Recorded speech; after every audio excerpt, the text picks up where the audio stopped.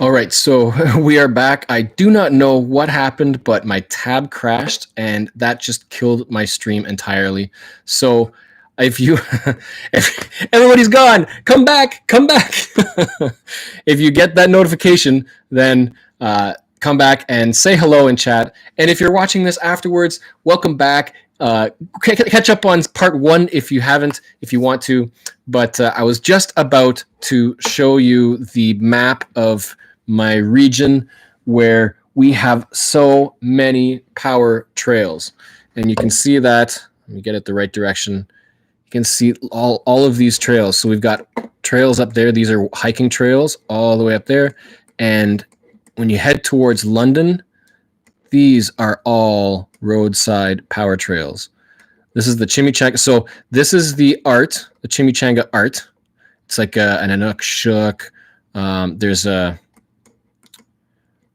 Los Sombreros. There's the chimichanga traditional series.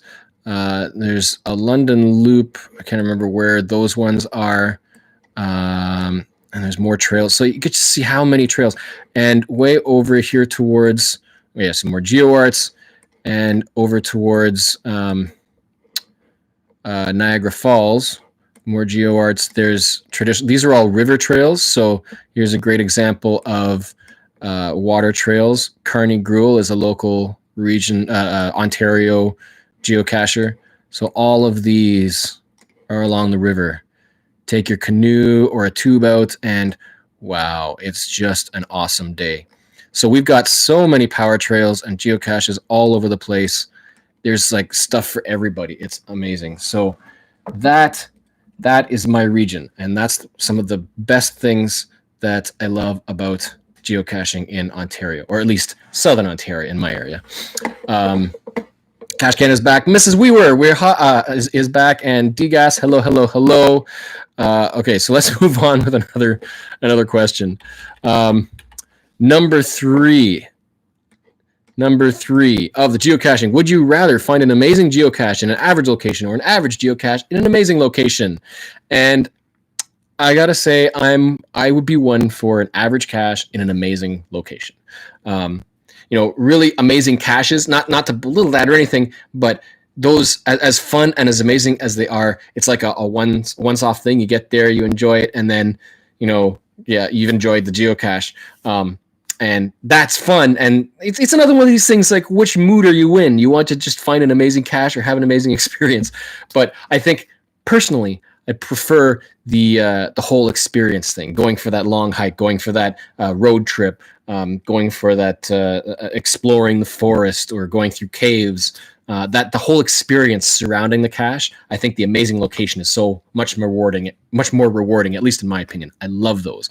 That's why I have the Facebook group, if you haven't joined, called Excellent Geocaching Adventures. It's not so much about the geocache specifically as it is about the adventure surrounding it. So join that group if you haven't already. Excellent Geocaching Adventures on Facebook. I am actually thinking and working towards making up a special, this is kind of a scoop for this video, a special path tag for that Facebook group. I like it.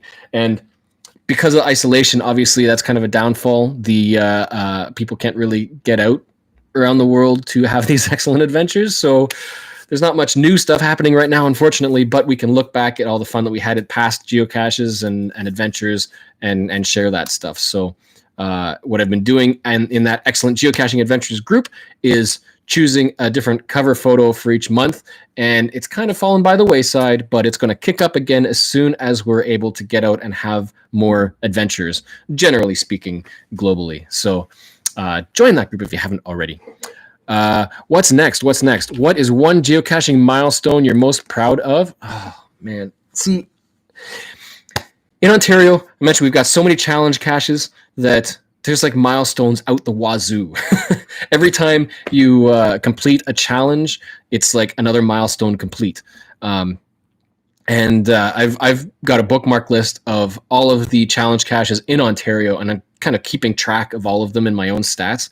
Whether or not there's any chance I'm actually going to go and find the challenge, find that challenge cache if I qualify.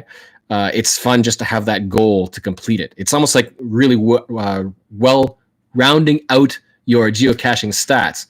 Because in a sense, the more well-rounded you are and the more challenges you qualify for, whether you find them or not, when you're on travels, you might pass a whole bunch of challenge caches and you look at it, it's like, oh, shoot, I don't qualify. I can't get it. But if you've already qualified for so many challenge caches and you go traveling, suddenly all those challenge caches are findable. So that's another reason why I love challenge caches. But for milestone I'm most proud of, I think, I don't know, proud is the right word, but I am really have really enjoyed doing altitude. So interestingly enough, the highest cache that I had for the longest time was a virtual at the top of Sulphur Mountain in Banff in Alberta. It's not a mountain climb. They've got a gondola that goes up from parking, goes up the side of the mountain. It's gorgeous. You get the view of, Alberta mountains. It's just wonderful. And so you can take the gondola up to the top of the mountain, to Sulphur Mountain, and they've got a boardwalk that walks along the ridge, and you just have this amazing view over the mountain range, and it's awesome, and it's high. And that one is about 2,200 meters. The ascent for that with the gondola was about 500 meters. So for the longest time, that was my highest altitude cache. And then 2016, I think it was 2016, maybe 15, 14, somewhere around there, came along, and a group of us went down to Nevada and found the ET Highway Power Trail of 2,400 caches.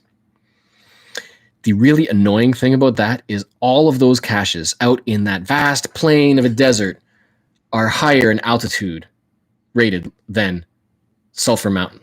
So the stats showed highest altitude cache, Sulphur Mountain, and then 2,400 caches all higher than Sulphur Mountain. I was so disappointed to see that because it's just flat. But that was the highest for the longest time. But then a couple of years later, we went to Seattle and managed to find GCD. And GCD is on Mount Margaret. It's just outside of Seattle. It's like one of the oldest caches that still is active. And it's about it's at about 1,500, 1,545 meters altitude. But you park at about 1,080-ish meters.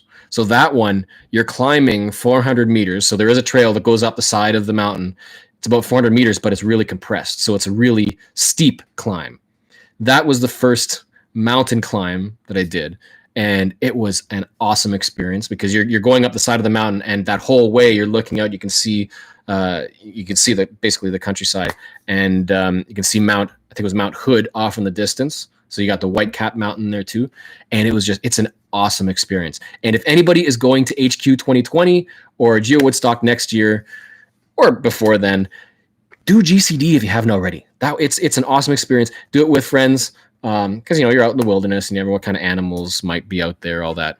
But that is one that's worth getting if you can handle that steep of a climb. It might take a little bit longer depending on what the temperature is like and all that and what your health is like, but it's fun. And then a couple years later, I went to Iceland, and I love Iceland. It's beautiful. It's gorgeous. And one of my target caches for Iceland was a relatively safe actual mountain climb. And this mountain climb was on Kristinatindur. That is pretty much how you say it, Kristinatindur. It's very phonetic, unlike some other Icelandic language words. And it's at about 1,100 meters, but you start out at sea level, or about 80 meters above sea level. And it's a public park, like a national park sort of thing. And it's kind of this big thumb with glaciers to either side. And so as you're climbing, you can look out over the side and see the receding glacier. But it's almost like a boot. You start out, you do a little bit of a climb, and then it's pretty flat with a slow and steady incline, and then you're climbing up the mountain at the end. And that is about a 1 kilometer, so 1,000 meter ascent to get to that one. And when I was in Iceland, it was a solo trip. I did that alone. I let everybody know. So yeah, one thing is when you're in Iceland, because there's so much inclement weather, if you're doing anything, whether group or alone, anything like that, you let the safety people know, the safety rescue teams, so they know who's out and where and whatnot in case there is any issue.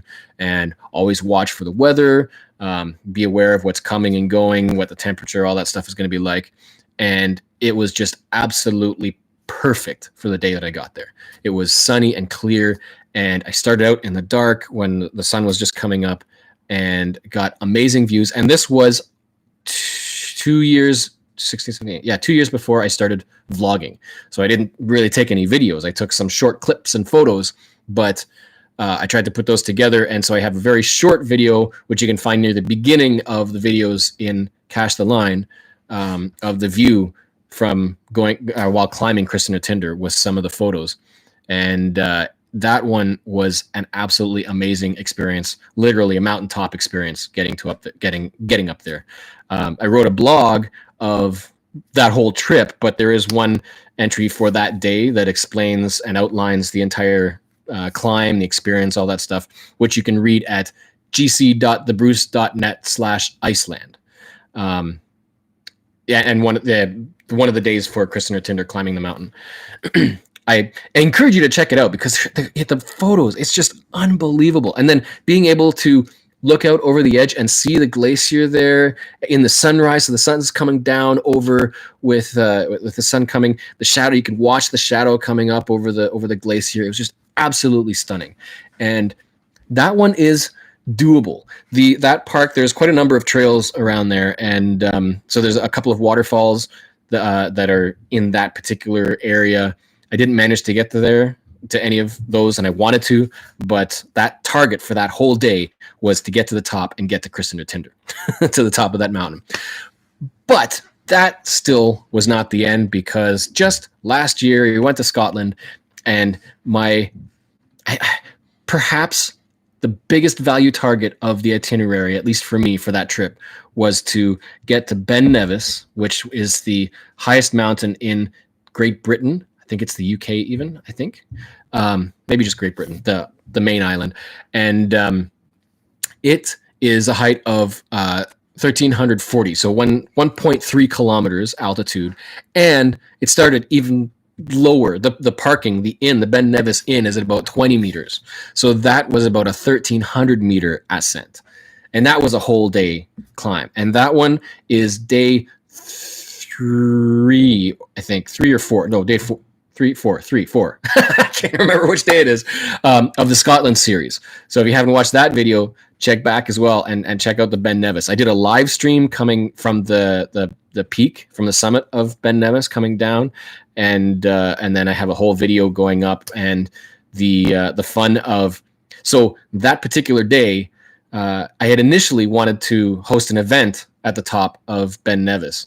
And I was communicating with some locals in Scotland. And that's when Hill Gorilla, Nick Parker, he came along and he published a breakfast event at the summit of Ben Nevis. A breakfast event at the top of a mountain. So that was the target then for that day or two. Is like, I'm not doing anything else. This is it. Except for the day before, which I did another mountain climb, but not quite the same thing. This was a breakfast event. So in that video, you'll see that I had to leave the trailhead to start climbing at 4 a.m. because the breakfast was set for 9 o'clock, I believe it was. And so it's basically an all-day climb there and back. And it was I mean, it's the same words. It's phenomenal. It was spectacular. It was an amazing experience. So I would say that the geocaching milestones the milestone I'm most proud of is bumping that altitude just a little bit. I don't think I'm ever going to get to the point of like climbing Everest. That's a whole different skill set.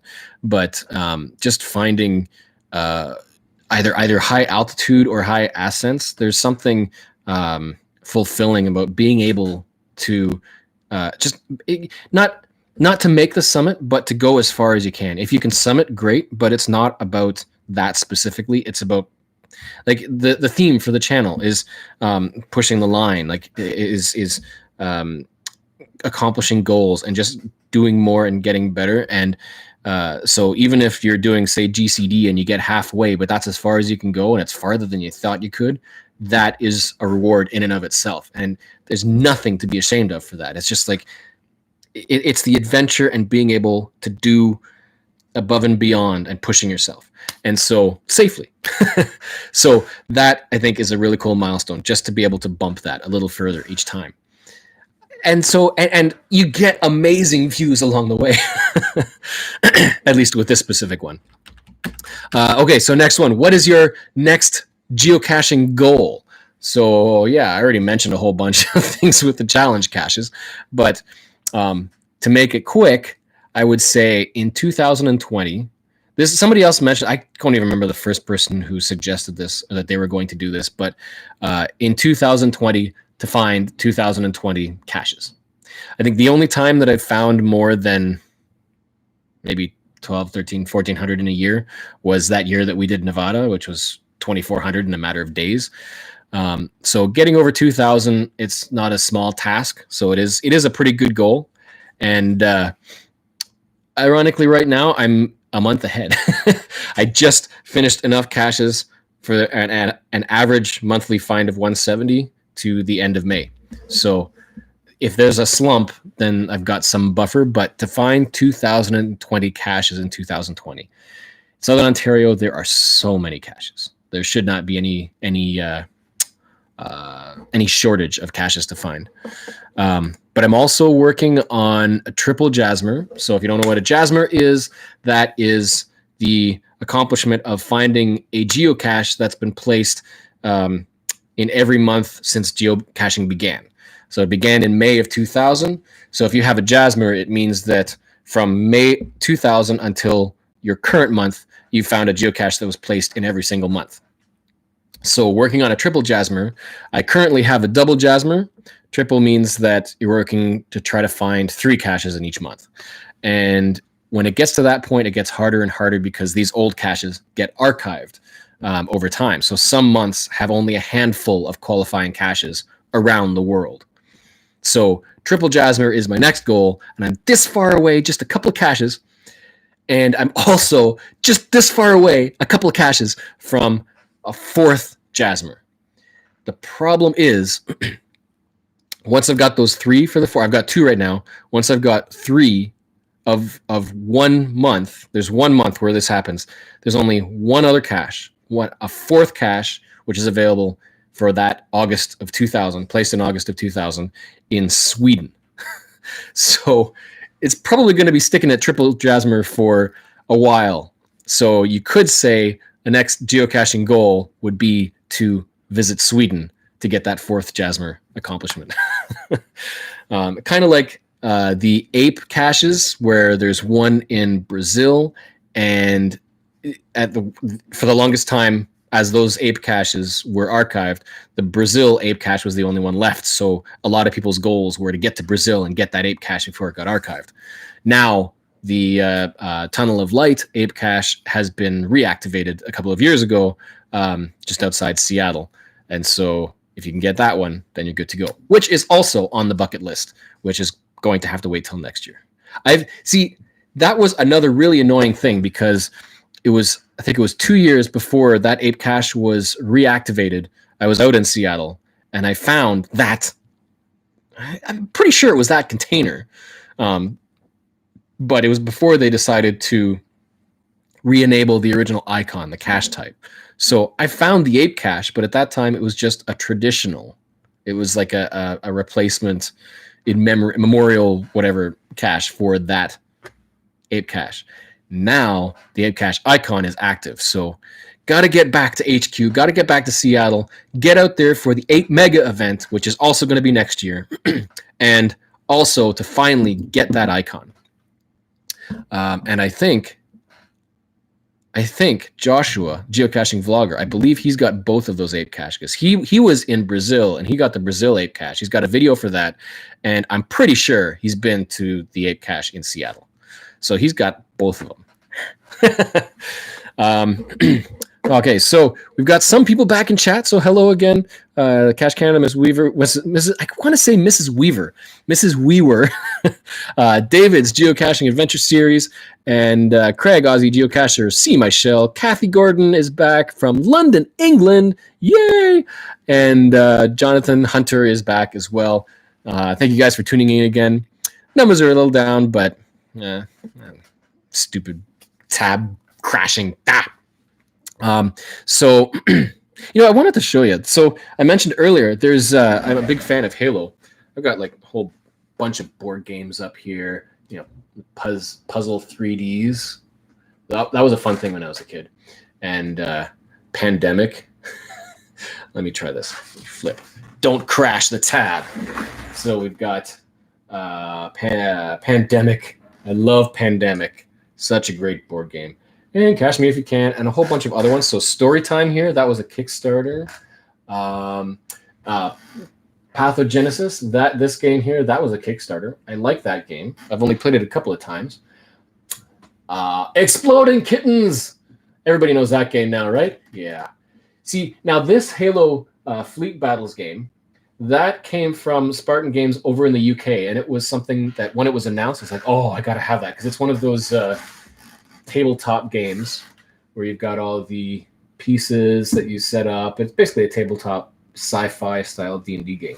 And I have not finished that yet. I haven't set it up, and I've had nobody to play with.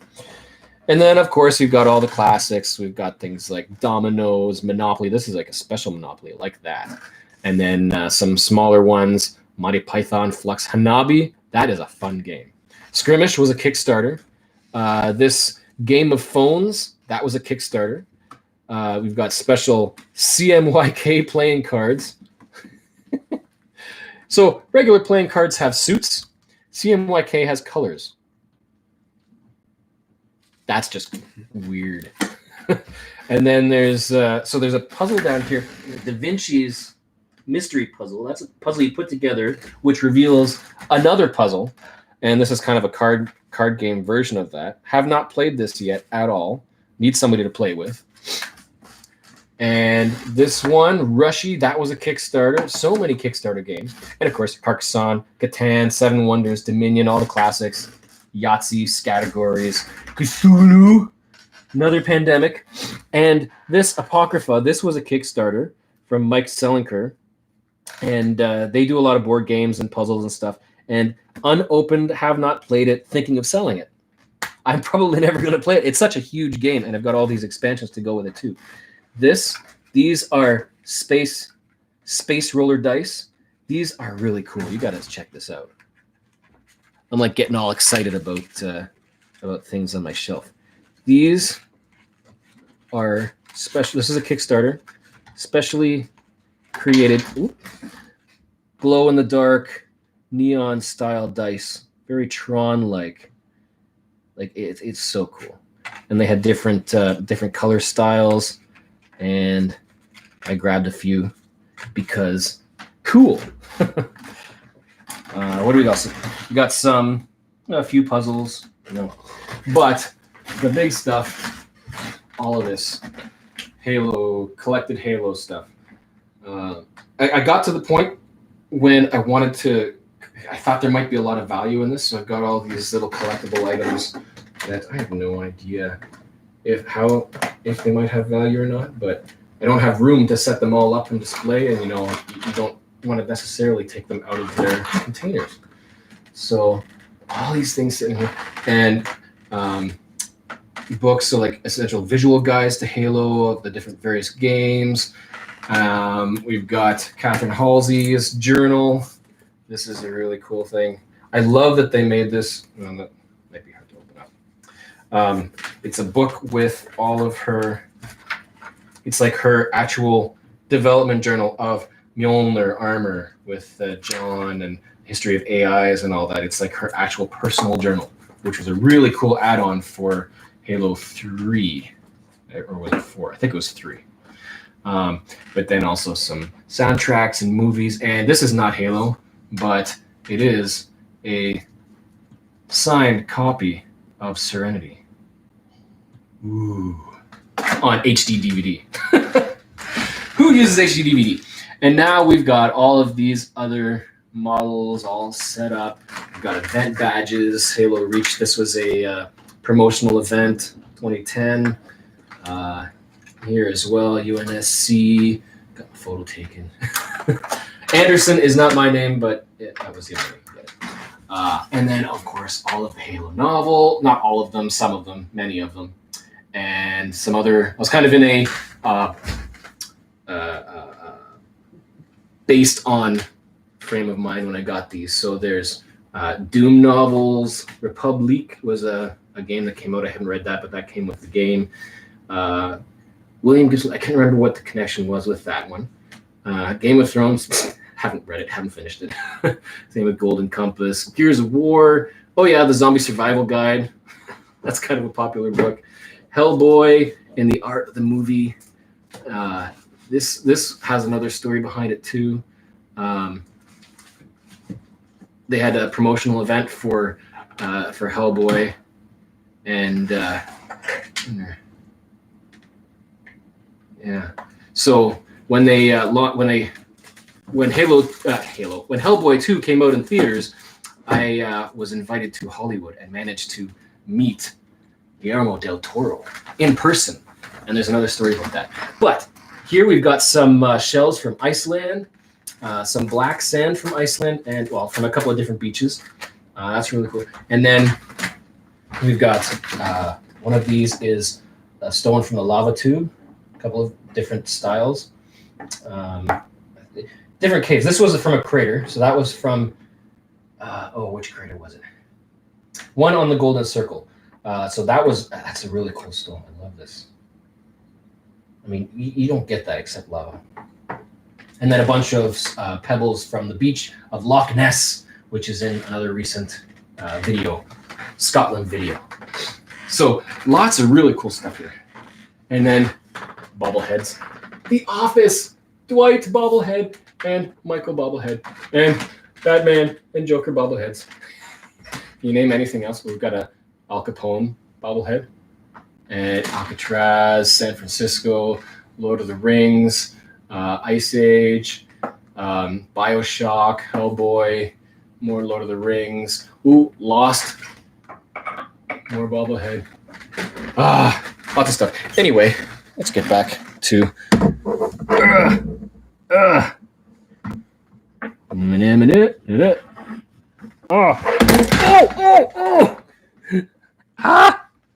hello. I hope I didn't hurt you. My cable's getting all over the place. There we go. Okay, let's get back to normal.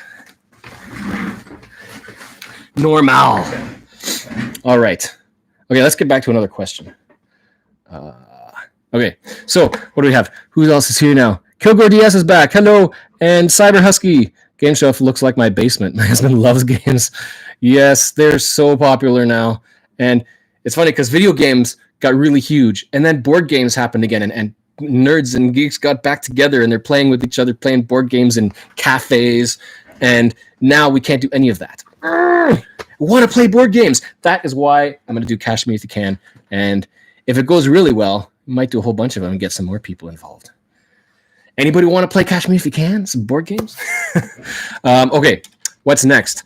Okay, where is one place you have not gone geocaching and would like to someday? Well, obviously, Sweden for one. There's just one cache in Sweden I would love to get. I'm sure there's a whole bunch of more really good stuff. Brazil is another one. There's just one cache you really want to get in Brazil. I know Greenland and Ireland. Both of those, there are some really spectacular looking places to visit there, and I would love to. Ireland, I know there's the Cliffs of Despair from Princess Bride. Would love to get out and finally see that in person. But one place is tough. I can't name one place. There's too many great places. Dan Hawk is back. Any geocoin displays? You know what? I need to get or make a geocoin display case because they're starting to pile up. And right now, this is funny. This is my display case. It's not really a display, but whoops. Oh. Whoa. My friend upstairs just did something and almost fell through the ceiling. So this is my display case. Smile. It's such a wacky bag. But yeah, this is where I've got all of my geo coins right now. I can't really display them. Got Geocache Talks Blackout coin and Geo Challenge Cash Advance and Geocaching Vlogger Geo Challenge coin. Won that before the season ended. Last season ended. We've got the gold, the leaderboard Geocache Talk coin, and my goodness, so many coins. Some really cool ones though. You know what? What the heck? You want more to discover? Let me get them out. Let me get them out. Let's see if this will read. So this is the leaderboard Geocache Talk coin. Is that visible? The focus is locked on here, which is kind of annoying. It's GT7K71. I'll only read that once, so good luck. And the other one, the blackout coin, this blackout coin, we've got GTR9T7. Woohoo! So that's the two Geocache Talk coins. And you know what? Hold on a second. I need to check something. GTR. Ruh-roh. Hold on whilst I take this call.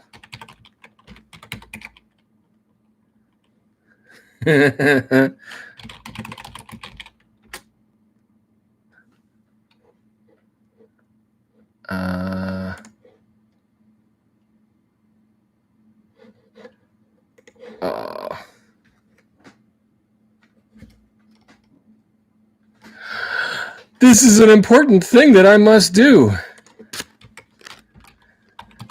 And for obvious reasons, once I explain...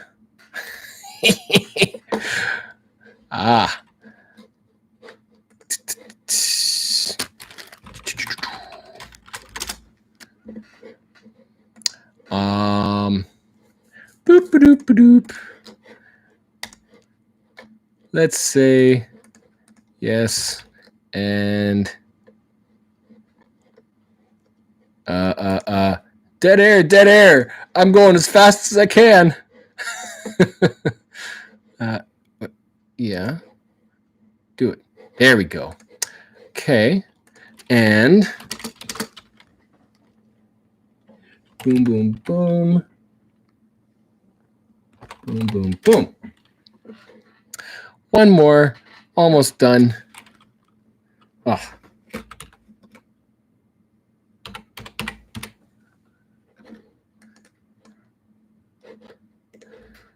Yes. And boom, boom, boom. Boom, boom, boom.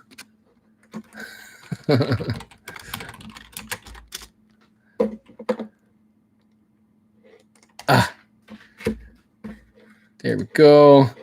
Is it collect? No, not collectible. Done.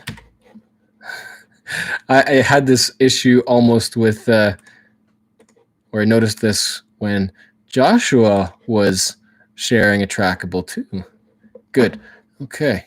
So now feel free to discover those two coins. I had not activated them and claimed them yet. So thank you for not claiming the coin for yourself. There we go. There we go. All right. The Geo Challenge coin. Let me double check this before I tell you the code.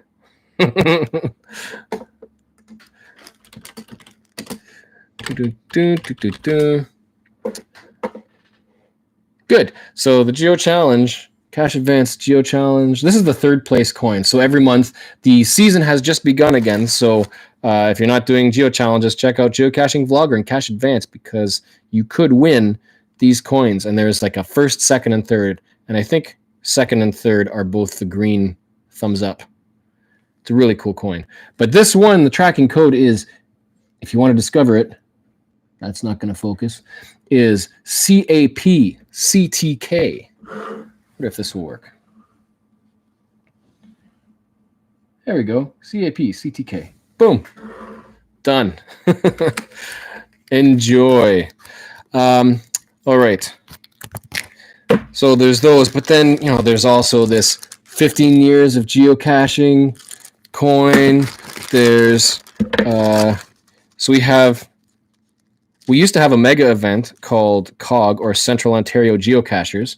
So they had special geocoins as well, with a thing on the front and back, and they've got a gold version as well. That was 2013, and that one has an Inukshuk on the front.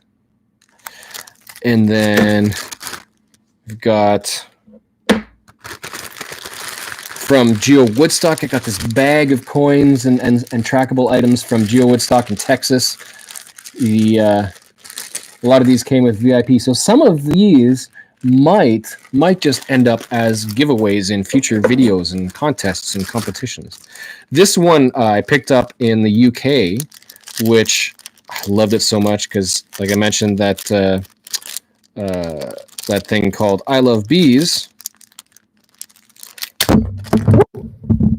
That might have been a loud sound. They have this coin. It's like a wasp coin that was for, I think it was GeoCoinFest, was it? I think. One of the UK events. And yeah, GeoCoinFest 2019. They had this design, and I love this. This is so cool. I love this so much. Let me just double check if this one has been activated. I don't believe it has. Nope.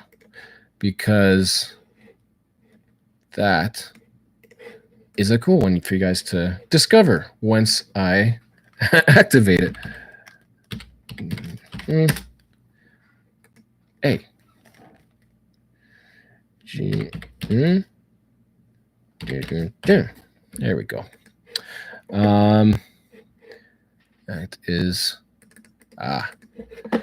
Okay.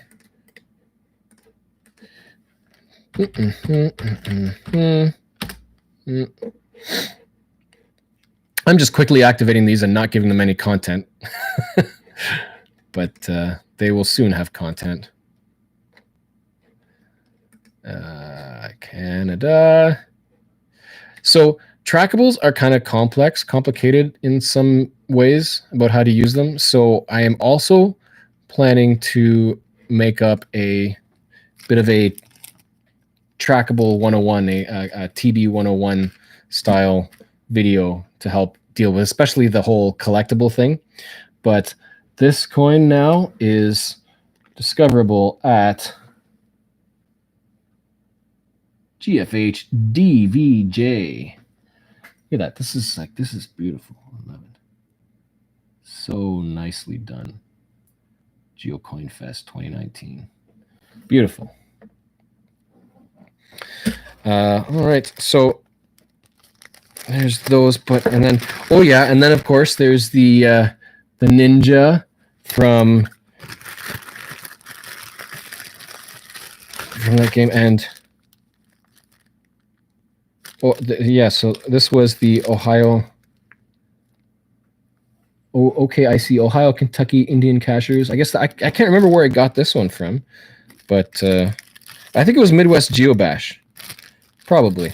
And then a couple of special Midwest Geobash 2019 coins. These geo coins are everywhere. They're everywhere. And the rare ones are sometimes really worth getting. I don't know many people at all who still send their coins out into the wild to be tracked and travel from cache to cache. Do you have any geo coins that are actually out and traveling? Because they can be so collectible and valuable. And the more the more that people make coins like this that are really cool and actually pretty valuable to have, the less people are going to want to put them out. It's almost like if you want to have geocoins out in the wild actually traveling, don't make really cool ones. Just make really simple, run-of-the-mill, standard coins. Those are the ones that people will move along. And then we've got a bag of trackables, Lackey coins, and Lackey travel bugs from Groundspeak. And then I've got my old ones. Okay, so this one is really cool. You could actually discover this. I will do this one. So when I got my first coin, when I got my first GPS, the iPhone 3GS, I wanted to make it trackable so that people could discover it by putting the code on the back. So you're holding your phone or whatever, and then people can see there's a tracking number on the back. But I wanted to give it a special icon, not one of those little travel bug icons. So I managed to find a geocoin that is an iPhone. It's an iPhone geocoin. I mean, how cool is that? And so it's there, and then it's got the code on the back. I wonder if that's visible. Not really. And so I used that coin. So this is another trick that you can do, because certain geocoins and certain trackable items have their own icon. So if you want to make something trackable, but you want an icon that's relevant or related to it, then you can buy that coin or trackable item, that travel bug, just for that icon, so you can use that same code on something else. So I used this trackable code on my phone to make it an actual trackable phone, and you get that icon. The tracking code is OCD, so O not zero, OCD CK0. So OCD CK0. This is the one that has the most mileage. This my GPS device tracking travel bug tracking item. It travels, and I visit it to every cache that I find.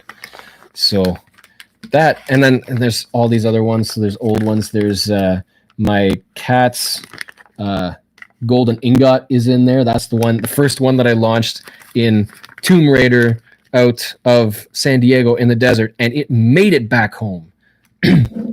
So rarely does a travel bug ever make it back home. So I think there's a little bit of story about that one, but that one was named after Durga.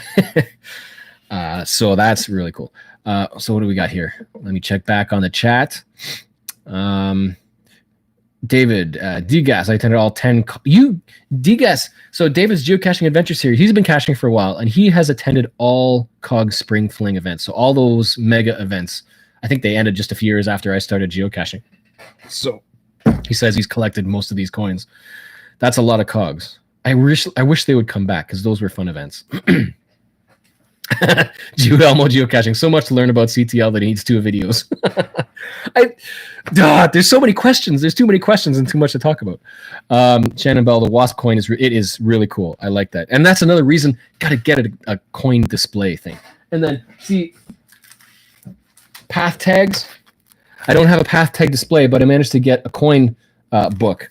So in here now, I've got all of my path tags technically on display. So I'm trying to make sure that I've got unique path tags in here, but this is already getting way too thick. I'm going to have to get a path tag display case as well. I was never much into collecting those because there's so many of them but now there's so many coming in that I'm getting bags of them, and it would just be nice to have something to display them in. So another reason to have some kind of handyman construction-y type skills to be able to construct display cases. I think, what was it? Joshua was saying that in his live video that he went to Michael's, I think it was, and found a coin display case, which seemed to work really well for coins. So I might have to do that as well. It's not cheap. It's so much cheaper to build with your own hands, which is why it's a good skill. Shannon Bell said, I sent out a trackable tag in Mingo a few years back. It was taken by a cacher I met there, bounced around Canada, and went missing within a few months. The same thing happened with some of the TNT trackables. I have 2 of them I have for that promotional period of the partnership that Groundspeak did with Teenage Mutant Ninja Turtles, the movie. I have Raph and Mikey. Oh, Raph and Mikey here, and I'm trying to get the other two, but they're not in the area. There are, or at least there were, a couple on the map that were somewhat nearby that I could go for, but when I checked up on their availability, both of them have gone missing from the cache they're in. People have been to those caches and confirmed there's nothing here, but nobody has them. Why do people do that? Don't be that geocacher. If you pick up a trackable, make sure that you record that you've picked it up, and then people at least know that you've got it. Because a lot of the times they'll just reappear somewhere. Somebody's going to discover them somewhere because they showed up at an event. And how did it get there? Who knows? Because whoever has it has taken it somewhere. So I'm really hoping to be able to, at some point, get all four of them together. One of them, I know the owner, and they've given me permission to hold it and travel around with it for a while. The other one just wants to travel, and they also know that I have it, and it's not a big deal. So I really want to get those other two with them. I do have the new one that just came out, the gang trackable, which is now also on the map. So if you go to geocaching.com/TMNT, then you'll get the whole map with the 5 different TMNT travel bugs. Yeah, gotta move on. See, there's so many things I wanted to show. See, this book, this is a cool book too. This book is called Discovered: Memoirs of a Geocoin Designer, and it's by Christian Mackey, who goes by the name Fox and the Hound, I think it is, if I recall. And he's a geocoin designer. Yeah, Fox and the Hound. And this book is itself a trackable book. And you know what? Let me just double check. Always got to double check these. Some of these I have not looked at for years. And I just want to make sure that I actually own and possess them. Yes. This book is Trackable, FH2BNF, Discovered. So in this book, he goes through the various projects, various geocoin projects, and his development process, the styles, some how-tos. It's actually really cool because you get to see the process of how to go about designing and minting these coins and the stories behind them. The stories behind the geocoin. Should be a channel called Behind the Geocoin. So feel free to discover that one. Okay, let me get back. Okay, question 7. We're at 47 minutes for this one. This could be a two-hour 2-hour live streams. Okay, this seems like an appropriate last question. Oh my god.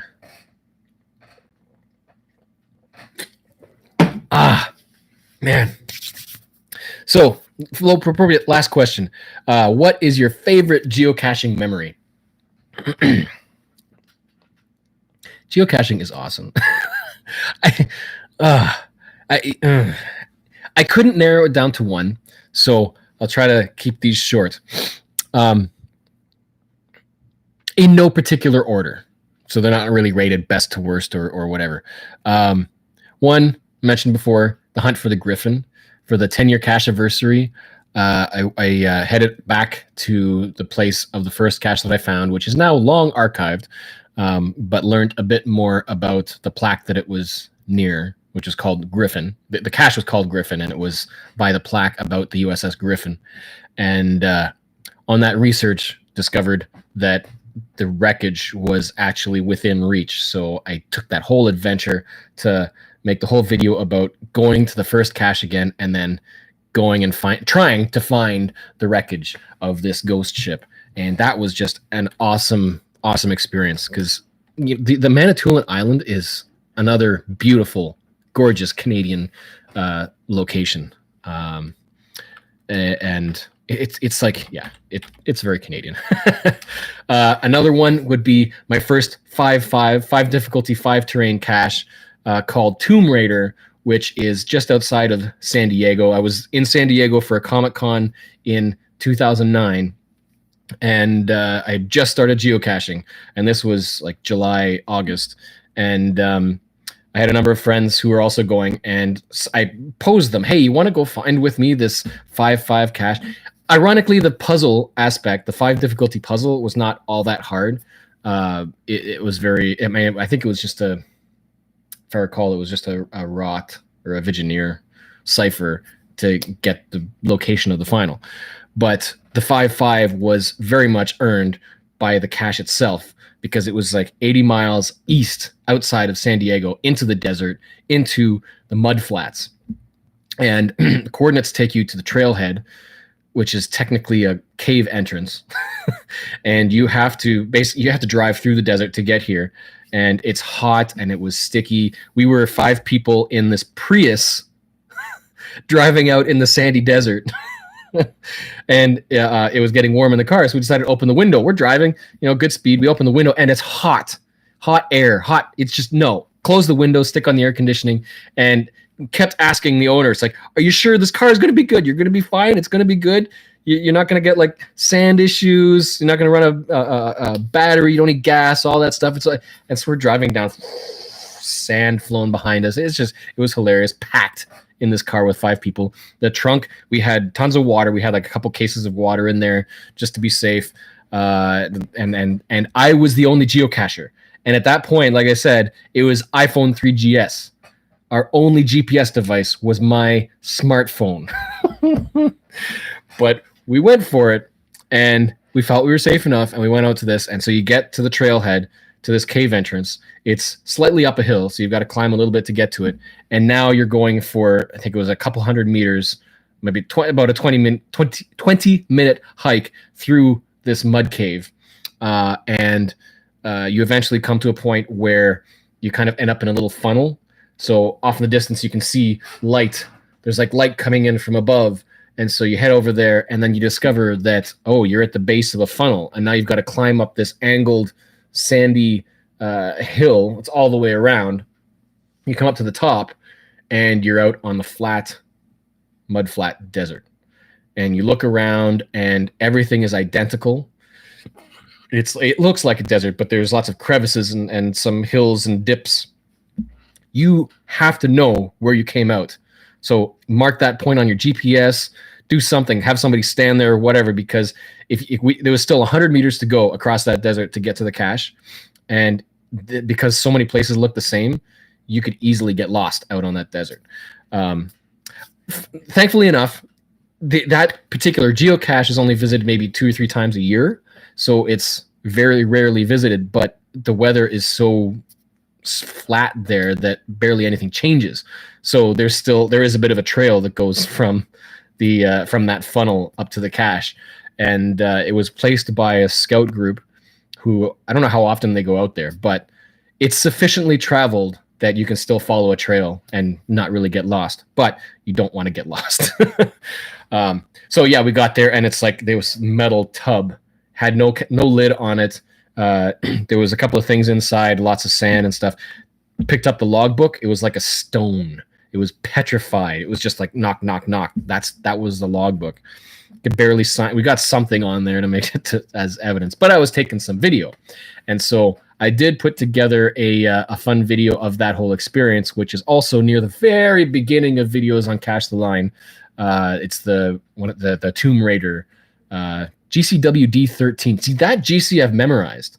You should check it out, GCWD13. And if you are in Southern California, I think it's Southern California by San Diego, that is an adventure and an experience. That was one of my favorite geocaching memories. In our area, we also have a whole lot of people who do night caching. And so we've got this group called the BFL, or Big Flashlight, that they go out, at least they used to, every Friday night to go geocaching at night. And I have a few videos about the BFL group, also on Cache the Line. You can search that out. And so they go out, and those are always fun. I love caching at night.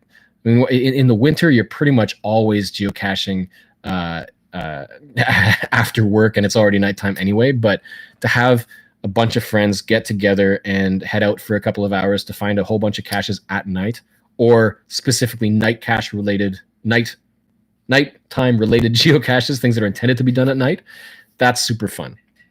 And a number of years ago, they ran an annual event called the BFL Boot Camp, and that was like an annual, essentially an all-nighter, or at least most of the night event that everybody would come to, and they'd have caches placed specifically for the event, designed to be night caches. So whether it's using a flashlight or using things like UV or infrared, it got pretty high tech, but fantastically designed geocaches, which also required so much maintenance to make sure that they continued to work properly. So a few years ago, that kind of drew to a close because it's a whole lot of work. But it's starting up again this year, and that has been announced. The BFL Boot Camp in Southern Ontario. There'll be more news coming about that in the coming months. So stay tuned, because I'm going to be sharing a lot more about the BFL Boot Camp. That is an awesome night caching event. There were a couple of times when I was in groups that we did go all night to try to find all of the caches. They're designed to be found to have like maybe an hour or two, potentially more, as a multi-mystery puzzle sort of thing, a whole experience per cache. So the chances of getting all of the caches one year in that series, fairly slim. But people who are really, really, they want to do it, they could potentially do it. And there were a couple of years where we went all night and found all of the caches, including the meta bonus puzzle final cache. Still remember that one morning about 6 a.m. the sun was rising up, and we were hiking along the top of a hill, and there was like a few trees on either side. You could see the sunrise, and that was our win hike to the final of the bonus cache, the very last one in the series. That was an awesome memory. We'll never forget that. Another one, so this is number 4, favorite geocaching memory. I tell you, they're not in order, but they're just great memories. When I went to Iceland a number of years ago, that was also a trip.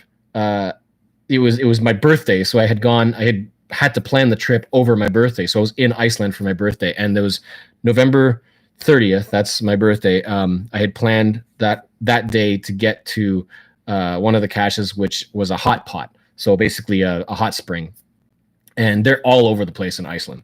And so I got there at about, I think it was 6 or 7 a.m. on December 1st. And so it was lightly snowing, and it wasn't like unbearably cold, but it was probably maybe 1 to 2, somewhere hovering around freezing, around 0 degrees Celsius. And so I had to get into this hot pot. It was like there was nobody around. It wasn't even a popular one. It wasn't a tourist destination. There was a geocache there, which is the only reason why I knew that there was a hot spring there. And so I had to get that. That was actually supposed to be a first to find, but it got found a couple of weeks before I got there. And I was, no! But I still went, and it was awesome because, pitch black, light snow, hopped into the hot pot, and just kind of sat there. I think I had a temperature, I had a thermometer with me, and I think it read at about, it was either 42 or 44 Celsius. It was steam. It was all natural. It was unbelievable. And it was just sitting back there, arms on the rock edge. It's like one of those small ones. I think they said it had room for maybe 6 or 7 people tops. But yeah, you can feet on the bottom and just sit back and so good. And that was December 1st. So that was a good way to ring in the morning for that road trip. Oh man. Okay, so the last memory, well, memories in general are, I would say, road trips. I just pretty much all of the road trips I've done have had really amazing memories, whether it's heading down to Texas or just going around home. There was one road trip I did to Central Ontario because there were some old caches, a couple of virtuals, but that was like a weekend road trip. And I went out basically into the wilderness, no signal, no nothing. I had the directions all piped into the device, so I didn't have to use data to get anything else. And I was just winding through this distant forest road. It was like 3 cars wide. It was, well, not 3, maybe probably 4 or 5. It was really wide country road, logging road or something. And it was the winter. So it was very, very flat with some hill at the sides. It was like kind of a dirt snow mix sort of thing. And all the trees, all the forests around were coniferous, and there were like hills and tree lines, and it was just unbelievably beautiful. And the time that I got there, I left Sault Ste. Marie, which is kind of on that western portion, heading up to western portion of Ontario there. And I left there, I think, at about 5 o'clock in the morning or so to try to keep the time. And I hit this stretch of road, no signal, just this forest, some winding roads. The roads themselves tilted a little bit, and it felt like a rally, a rally road. It was like if I could go faster. There was nothing on there, nobody around. You could fish. You couldn't fishtail, but it was so tempting. Didn't do it. Just really enjoyed that drive. And the sun was coming up, and there was like a low-lying cloud. At some points, there was a bit of fog, and the sun at one point just beamed through the clouds. It was like, you can usually see the top of the sun. This time you could see the bottom of the sun because the clouds were covering the top half, and the light was just beaming through the clouds and the treetops. It was like, it was a painting. It was literally so surreal. And that was an unforgettable moment. Once I got to a point where there was signal, I did a search for caches. That whole stretch of road had caches all along the whole road. It was all radio-themed caches. And I wouldn't have stopped for them anyway, but little did I know that whole stretch, I was driving by, there's a cache, there's a cache, there's a cache, there's a cache. I did stop for one, and that was for, it was a radio, I think it was dedicated to a radio station, but they had different bands as the namesake.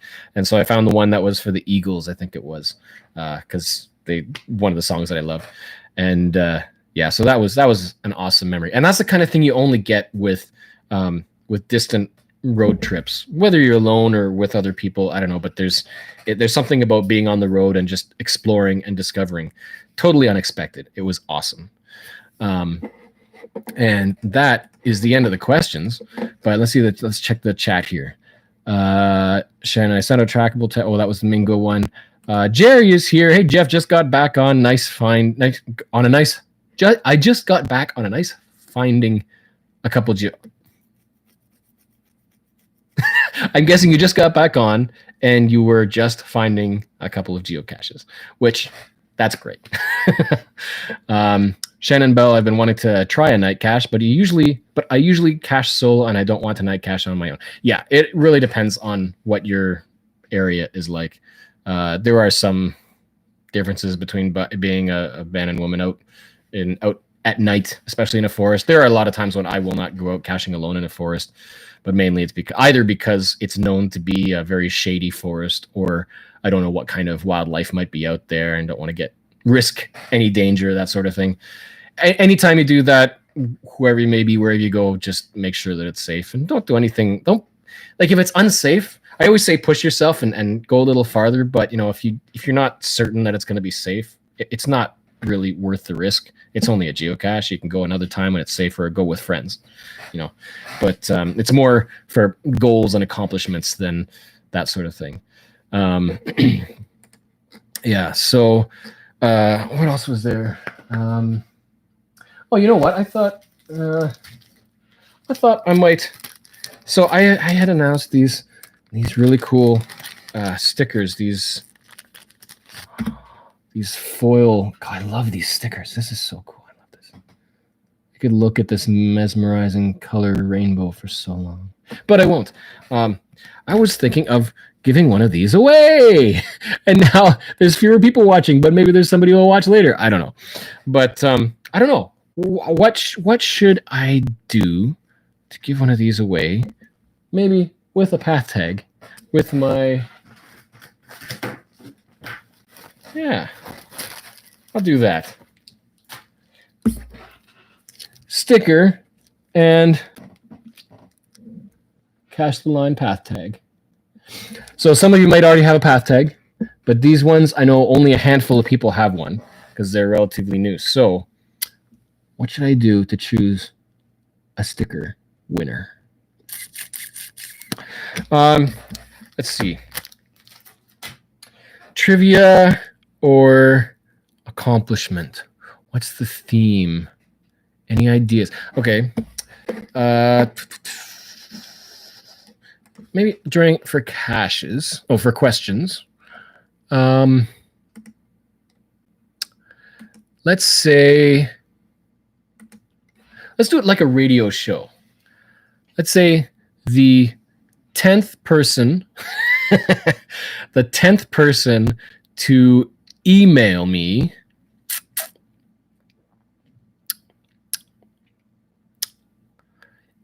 I know. Okay. The 10th person, this will go back to something I was talking about earlier. The 10th person to send me a photo of themselves doing a foon in good form. You know what? Let's not say the 10th. Let's get some more people involved. Let's say the 20th.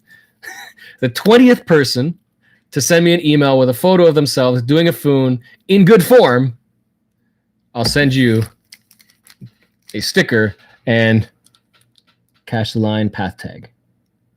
I will add that detail into the description and provide that in a tweet and Facebook as well, because I know that there's not 20 people watching right now. So once again, remember the proper form. See this guy here. Remember that guy. He's not standing. He's not doing a Superman. He's not doing some awkward, even-sided robot thing that nobody can really do. It's like a run, and your opposite arm and leg are forward. Do a proper foon like that to sate my OCD about the foon. And then the 20th person will win sticker and path tag. All right. I have to choose some more people to do this. So I am going to also, I'll remember to announce beforehand. Remember to tune in Friday to Adventures with Dan for Cache Chat. That is at 8 p.m., I believe, Eastern on Adventures with Dan. I'll be on there with DGAS, Dave's Geocaching Adventures, to talk geocaching. And on Saturday night, I will be live with Cache Canada as well. And we will be, I'll be on with Land Monkey and a reviewer of, I can't remember which state. So Cache Canada on Saturday at 7 p.m. Eastern, and Adventures with Dan Friday at 8 p.m. Eastern. Tune in. Don't miss it. It's going to be fun too, and probably not nearly as long.